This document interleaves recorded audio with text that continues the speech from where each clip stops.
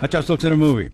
Evening is the chick flick to end all chick flicks, and it does so by bringing in the big guns of actresses to give it weight and class, as well as their own daughters to play their daughters. It stars Vanessa Redgrave and her daughter, Natasha Richardson, Meryl Streep and her daughter, Mamie, Claire Danes, Toni, Collette, and Glenn Close. Oh, and there are men in the story, too, which flips back and forth and back between the present and a high society wedding in Rhode Island 50 years ago.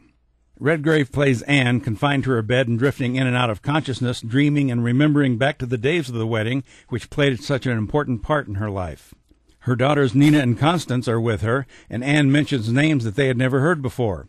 For example, she says, "Harris was my first mistake. Your first mistake is like your first kiss. You never forget it." And later Anne says mysteriously, "Harris and I killed Buddy." Then we go back 50 years to the wedding, and Anne is played by Claire Danes. She's the bridesmaid at the wedding of her best friend from college, Lila Wittenborn.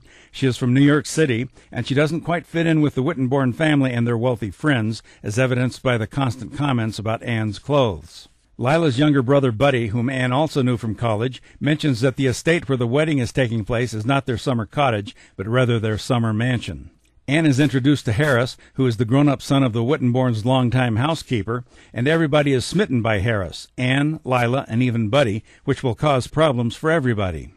Meanwhile, back in the present, Anne's grown daughters are having problems of their own, which doesn't make things easy for their mother on her deathbed. Not only does the film make references to other great literary works, but it also copies scenes from other better films. Also, Evening has aspirations of being greater than it is. There is no such thing as a mistake is not much of a theme, and the death of a dream is certainly not original. I'm Dan Culberson, and this is Hot Shots.